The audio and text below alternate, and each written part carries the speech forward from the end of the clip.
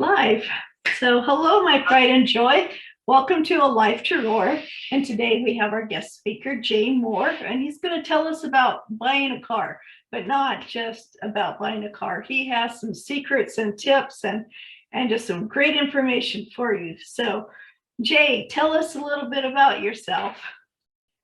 Well, my name is JMoore. I'm in Atlanta, Georgia, by way of Chicago, originally from Chicago, Illinois. And I've been in the automotive industry for 30 years. I started off selling cars and worked my way up all the way to general manager, compliance finance manager, finance director, sales manager. So I did everything possible in the car business except worked in service. So I think I probably kind of got it down packed and know what I'm talking about when it comes to trying to buy a car. Awesome. That sounds wonderful. Let me get back here. So let's just say, let's just jump right into it. We'll say, okay, I've had this car. I've had it for 20 years. It's paid off. And I just want to upgrade to something a little bit bigger and a little more. So what are some of the first steps I should do? Okay.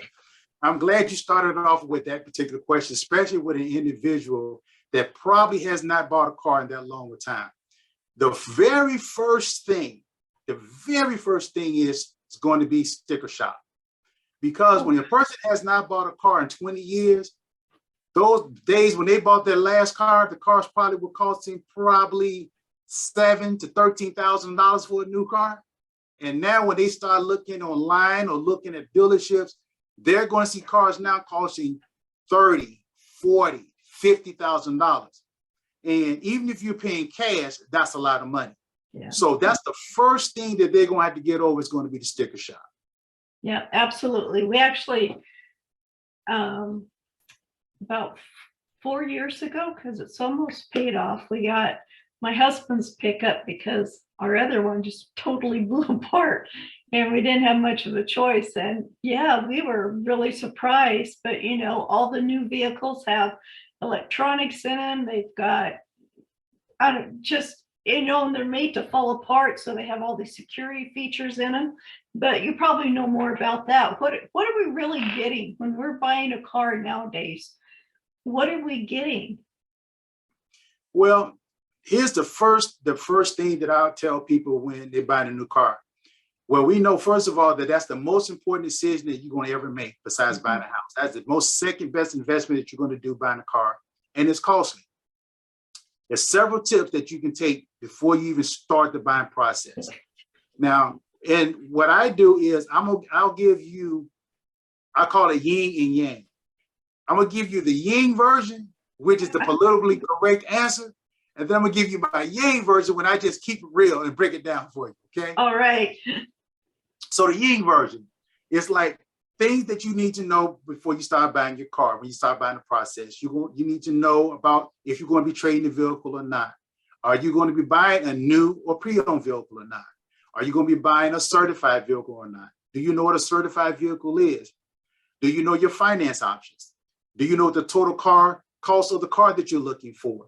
Or are you just looking at the sticker price and trying to figure it out on your own? What is the best price for the vehicle? Those are the main things that comes up when people are looking at a car, okay? Now, that's the yin version. Now, let's break it down just like Denzel Washington said, so that a 6-year-old can understand it, okay? So what you want to really do is the first thing, once you get over the sticker shock, you need to find out really what is it that you want versus what you need. That's two different things. Because what happens is when you start looking at a car, your emotions start getting involved. And now you're looking at all of these different gadgets and buttons and we call it bugs and whistles on the vehicle. You start looking at all of these things and you're like, wow, I want this, I want that, and I want this, I want that. And next thing you know, you're looking at a $50,000 car. But your budget says you need to be looking at a $15,000 car. So let's break that down. Want versus need. Now, do you want leather in your car or do you need leather in your car? Do you want a sunroof? Do you need a sunroof? You want a 4-door car. Do you have to have an SUV. You want a car that has CD player, all the Alpine stereo, all the top-notch equipment on the car. Is that a need or a want? Reason I have to ask you those questions is because the first thing you're going to do when you buy that car and you go to a dealership, as a professional salesperson, the first thing they're going to do is go after what? Your wants. Oh, do you look so good in this car? Oh, look at the sunroof. You can see all the moons and stars at night when you're driving. Oh, look at the way that CD player. You're going to have to put the CD in. Oh, look at power windows, power locks, massaging chairs. Ooh, don't that leather feel good? Now your emotions are involved and you just going with the flow like, yeah, I really need, I want this, I want this. First bad mistake. Because when you start off with a want, now your mind is automatically triggering, making you paying a lot more than what you need. So what the first thing you want to do when you're at home, write it on a piece of paper on the difference between what you want to have in your car and what you need. Most people that have not bought a car in a long time, basic needs are, you got a family, I want a four-door vehicle. I want safety. I want to have power windows, power steering, power locks, something dependable. Now, if you haven't bought a car in 20 years, you don't need the heated seats. You don't need the lumbar support and everything everywhere on your arms and shoulders and everything. You don't even know nothing about that. All the different other equipment things that you can get on a car are not necessary things you need. If it comes on the car, fine. If it doesn't, that's not a need that you want. Once you break down what your want is versus your need, and now you said, these are the things that I have to have. And what I mean by that is, if I'm going to pay out of my pocket for this particular vehicle, this is what I need. I'm not going to go with buying this car without these particular options. That's fine. And that is what you want to have. This is what I need to have on my car. Because now, when you start looking at cars that have all of these other options on the car, you don't need that. It's not on your list. So that's not going to gravitate you to want to buy that car with all those up features, because that's going to increase your price. Okay. Now that you have it broke down, that you have what you need in your car, now you have to just start doing your research. The good thing about living in 2023, the internet has provided us with all the tools we need when it comes to buying a car. The only thing that you can't do is physically sit in the car. So that's fine. But now we can have some options. So we decided what we needed in a car. Now what we're going to decide now, what brand do we want? Is it Toyota? Is it Ford? Is it Nissan? Is it Honda? Because that does make a difference on the type of vehicle that you like. A lot of people like imports. Well, some people like Ford, somebody like the domestic brand. So you just have to figure out what kind of vehicle that you want. So let's keep it simple. Let's say you're comparing a Toyota Camry versus a Nissan Altima and a Honda Accord. Those are the three brands that you're looking at, and those four cars are similar. So what you want to do is start off with, first of all, find out what options that those cars have that you need. Basically, with those brands, they all have a lower entry car for basic needs without all the bells and whistles. So when you pick those three cars out, you're going to see that your need is met by those three brands on their base model. Now, what's going to happen is, if you don't do this, you go to the same dealership and look at those three brands, they're going to get your emotions involved and have you start looking at the top of the line brand. You follow what I'm saying? That's not what we're doing. We're not following the want, we're following what we need. So now that we got our need based down to those three brands, now what you want to do is go online and you want to select the options of those three vehicles. Once you select those options of the vehicle, you have them up and you can print them and compare which option that you prefer for your vehicle. So let's say you got to narrow down to all the options are basically the same on all three vehicles. Now it's just a matter of which car do you feel yourself riding in that's more comfort for you. Are we done? No, we're not done yet, because now what we got to do is this. We found out what three cars we want. We found out what the brand we want. And we found out what options we want. But now Now we got to go to, okay, I found my 3 choices of cars. My next step is going to be now is affordability. When you do this exercise, this is going to help you immensely. What I recommend you to do is this. And like I said, I'm giving you just like if I was talking to a 6-year-old version right now. Put a piece of paper down and you write down your bills. Write down all of your bills for the month that you pay. You know your bills better than anybody. Write all of that down. Don't miss one. Total that up. Then how much money you make that month. It could be retirement income, working from a job, whatever your monthly income that you have in your bank or you bring home monthly, you get that number. Subtract the 2. That tells you what you have left over. Now, let's just assume once you do that exercise, it says, I have $500 left over. Does that mean that you should have a $500 month car note? No, because what have we forgotten about? Insurance, right? That has to come out because we only have $500 left. So now we got to calculate that amount inside that. Now, keep in mind, I'm assuming in your calculation, you put down your food and everything else on that side, what you spend a month. So this is just $500 net income that you put into the bank every month, okay? So now we have $500 we're working with. Let's assume you got great driving record and everything. And let's assume from now you have good credit, so that's not a problem. So we have $500 left. Now, let's assume that our insurance is going to cost us $150 a month. Let's round up $200 a month. That may be a little high, but that's fine for this exercise. That leaves us $300 a month. That is what your car note cannot go over, period. Now, what happened to most people, they know they only can afford a $300 a month car note. They go to the dealership and get the wants all into their systems, looking at all these bells and whistles, and they leave with a $600 to $700 a month car note. And now when time to pay the car note, now they're in panic mode and they call the dealership, hey, I can't afford this car. I need to trade it back in for something cheaper. I thought I could, and I thought too late, you signed the contract. So first thing you want to know is know your limitations. Know what is it that you can afford and you stick to that. Now, here's another thing that you can do to help you with that. Always, always, always, always go to your local bank or your credit union and get pre-approved for the vehicle. Here's why.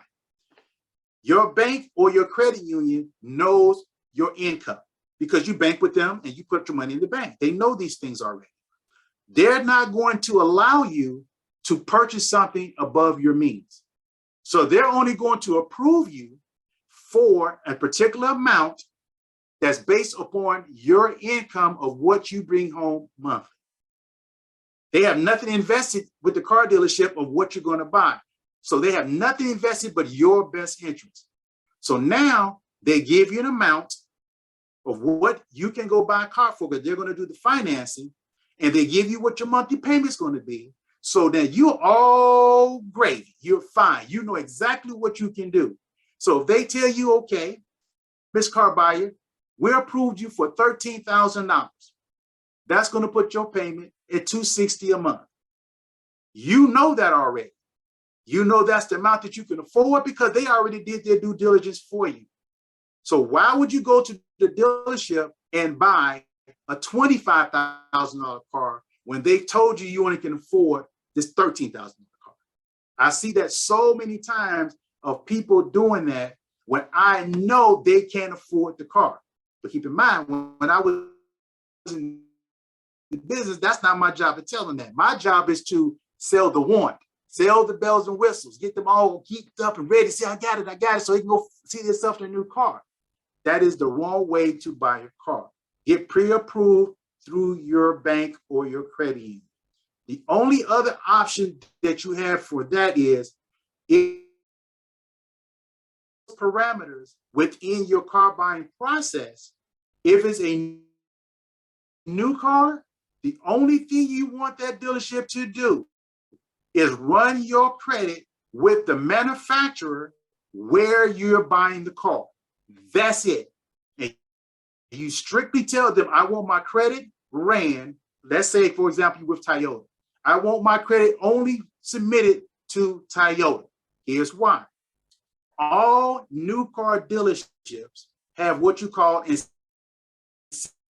incentivized rates on their new vehicles. What that means is that rate that you get is probably lower than you can get at your credit union or a bank, because this is incentivized rate through the manufacturer. For an example, you have a 7 plus 100.9% interest rate. Well, the incentivized rate on that same score through the manufacturer could be 4.9. The manufacturer wants you to do more business with them because they're the manufacturer of their vehicle. They want to retain that business. So now that is the only option that you would use if you're going to finance a vehicle. Incentivized rate, if that incentivized rate is lower than your bank, then you want to go through them because that's going to save you money. But at the same time, keep in mind, you still have a dollar amount that you want to stay at when financing a car. Now, here's the little cubby hole right here that you can get yourself caught in. Your bank quoted you 7.9 for 60 months, for example. Your payment is at $285. Let's give that example, okay? The manufacturer, if you go through them, they can do your 60 months at 4.9 and still keep you at the same payment. Is that a good deal? No. Here's why. The manufacturer can keep you at the same payment, but is that payment packed with other things other than just the car?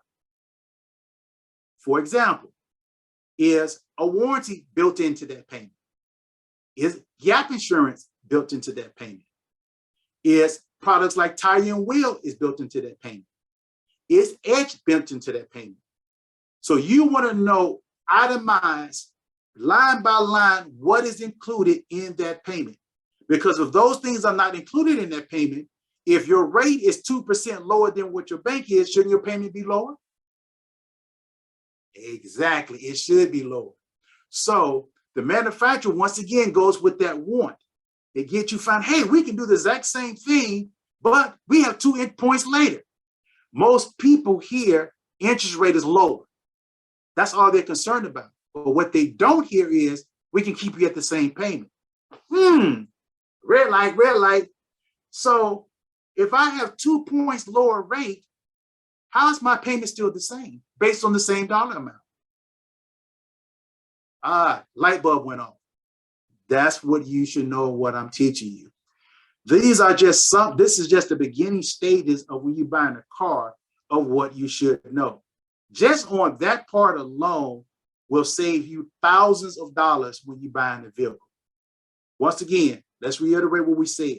First thing you want to do is you want to make sure you write down on one side all of your bills. Add that up on one side, what that total is. Other side, what is my income? What do I have left? Subtract the two. That's your budget for a payment on the car.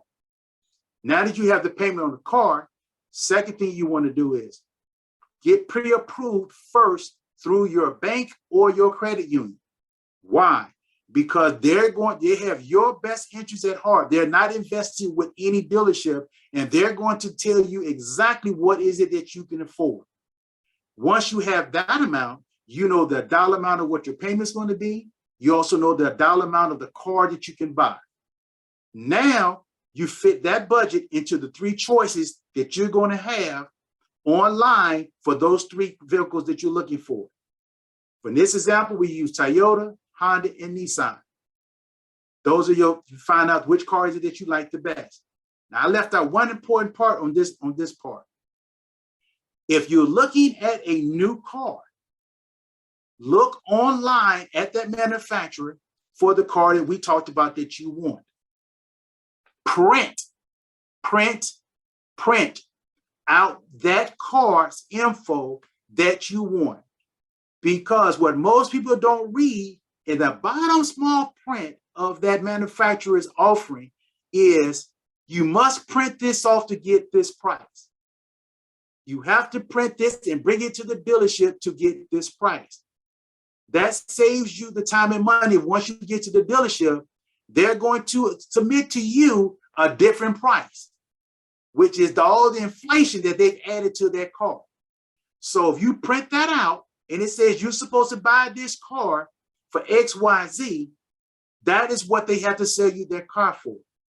That online price includes their doc fee. Do not let them tell you, oh, it's plus doc fee. No, it's federally regulated. It includes the doc fee. The only fees that this does not include is tax, tag, and title. Reason being, we don't know what county or what state you live in when you're buying the car, so they cannot include tax, tag, and title. Everything else that that car has is supposed to be listed on that online advertisement for the consumer. So when you get to the dealership, they can't say to you, well, we added tint windows. We added this to the wheels. We added bigger wheels. So increase the price. Too bad. You should have had on the online pricing for that vehicle. Keep that in mind. Print that advertised price when you get narrowed down to the vehicle that you want, and take that with you. Before you go to the dealership, what I would authorize you to do is in the internet department. So you have correspondence documenting the vehicle that you're looking at, and you have them send you a picture of the car on the lot with the miles on the lot, so that they can't say, well, that car's already sold. And then they try to upgrade you to the want to get your feelings all back involved to take you out of your budget. That's good for now. Yeah, I'm sorry, it cut out just a little bit there. Can you talk about that again? Is you're at the dealership, they take a picture of the car and print out what you've agreed upon, is that it? So what you want to do is, before you go to the dealership, that once you have your 3 cars picked out, Right. You want to contact the dealership, and preferably when you contact them, they're going to probably send you to the internet department, which is great. That's what you want. You want to have correspondence with a person that's at the dealership in the internet department, so that you can let them know, listen, hey, my name is Jay. I am looking at this car that I see online, and I want to know if it's still available. They're going to say, hold on for a second. Yes, it's still available. Great. Can you put me with the salesperson so that I can set an appointment to come see the car? Once you do that, they're going to put you with a salesperson. That person's going to call you back because they want you in store. They want to make that appointment. So what you let them know is, great, I want to set a time that I can come see the car. Can you please send me the pictures of the car on your lot and a copy and a picture of the miles? Well, ma'am, the car is already on the internet with the pictures. I know it is, but I want to physically see the car on your lot with the picture and the miles before I come.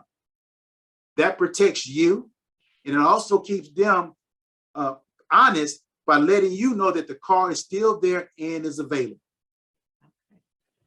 Okay, that's really good news. Now, I do want to ask you one more thing. I've heard of some people buying a car with their credit card. How does that work? That's just something I've never heard of. Well, some dealerships do allow you to buy a car with your credit card, but I would say probably 95% don't, because the fact you have a charge that's going to be charged to the dealership, either between 3 to 5% surcharges on the credit card. You can put a down payment on the credit card to a certain amount, but I would say they probably stopped doing that. I would say maybe 10, 15 years ago. Okay. Some dealerships do it, but the majority of them don't. They prefer, now you can do it with a debit card because that's straight cash, because you can call your bank, right, get it authorized, you can do a debit card, but most of them don't allow you to do it because of that surcharge. Okay. Wow. This is a lot of really great information. So are there drawbacks to buying a used car versus a brand new car? I mean, I know there's always the lemon law, there's sometimes you never know what you're going to get even with a brand new car, but maybe you can't afford a brand new car, and so they're going to a dealership for a used car. Are there some things that we should look out for? If you're going to buy a used car, same process, go online and look for a certified pre-owned car. Okay. Here's why. So a certified pre-owned car is just like buying a new car because it gives you all the benefits of the warranty of a new car. And in fact, it gives you all of your certified vehicles give you a longer warranty when you buy certified, because most of the certified warranties go to 6 years, 100,000 miles for the warranty on your powertrain. You can't upgrade the warranty to a CPO warranty. I strongly advise buying an extended warranty on your vehicle. A lot of times you hear a lot of people talk about oh, I don't buy an extended warranty on vehicles, it's just a waste of my money. Here's what I tell those people, okay? Anyone that tells you not to buy an extended warranty for your vehicle, you take out a piece of paper and you write down, if I incur any cost to this vehicle for mechanical purposes, you would pay this for me. I guarantee you not one person is going to sign that, okay? The extended warranty is not bad. You just have to know what kind of extended warranty you're buying. Okay. That's the difference. If you buy an extended warranty and you don't know what you're buying, then you're in trouble. But when you get my book, you're going to know the warranties that you should buy, how to buy, what to buy on auxiliary products when you go to the dealership in the finance department. That's awesome. And I love that you mentioned your book. So is your book out, available now, or when do you expect it to be available? Well, here's the crazy thing about this. You know, I've been in the car business for 30 plus years. I've never, ever thought about writing a book. And Dr. Obama from the Underdog Millionaire Unite.com, he's a very good friend of mine. And back 9/26/2022, he texted me, he said, hey, Jay, have you read the book called Traps of the Car Buying Industry? I said, no, I haven't read that book. So I said, let me get back with you. So I went online trying to find this book and, you know, looking everywhere. I'm very good on the computer, could not find this book. I texted him back. I said, man, I can't find this book. Can you send me the link? He texted me back, you haven't wrote it yet. I was like, wow, wow. That was very, very heartfelt when he put it to me that way. And I was like, you know what? That makes sense. So I'm in the process of putting everything together to write this book because I'm no longer in the car industry. So now it's a great time to go ahead and tell the secrets. And the name of the book is going to be called The What, Why, and How to Buy a Car, What the Industry Doesn't Want You to Know. And so what I'm going to do is I have it in my mind a different way. I mentioned earlier a yin and a yang version. I'm going to give you, it's going to be a J and J version, which you will have a J this way in white, and you have a J this way in black, okay? The white side is going to give you the correct answer that you want to hear, politically correct answer on those questions. But then you go to this side, we're going to break it down. So that way it kind of is going to be a little comical, you know, I perceive it, you can go and look at it either way that you want. That way I can kind of break it down in layman's terms, but I also can give it to you in a way that professionally that people may want to perceive it that way. So that way you're going to get it both sides, but at the end of the book, you're going to know how to buy a car. And if you follow what I tell you, you won't have no problem. It's all going to make sense to you as you read. I love that. I love that so much. We'll definitely have to keep our eyes out for the book from JMoore. And I thank you for all this great information. That's just so valuable. And is there a way people can get a hold of you if they want to ask more questions? Sure. If they want to ask me more questions, I'm going to give you my personal email. Okay. I check my email every day. So here's my personal email if you have any questions. You ready? I'm going to say it slow for you. It is JAYMOORE at safelocator.net. That's SAFE locator, LOCATOR.net. JMoore at safelocator.net. You send me an email there, and I'm glad I would definitely get back in contact with you if you have any questions. But most of all, I just want to say I would like to thank you very much for having me on your podcast to just talk a little bit briefly about the car buying industry. It's something to my heart that I've been doing for the last 30 years. I love talking about the car industry and helping those that want to, buy a car in the future. I have a lot of other different things that I'm working on that's going to help the automobile industry. But one of the best things that I can promise you all that's been well for me is going on OB Mastermind, because I am a part of that. And if you're a business owner and it's something that you want to get it to elevate your business within 90 days, being in the Millionaire Club, you have to go to that website. And I'm going to give you all the website just so you can go on and be with both of us, what we're part of. And that is TheOBMastermind.com. TheOBmastermind.com.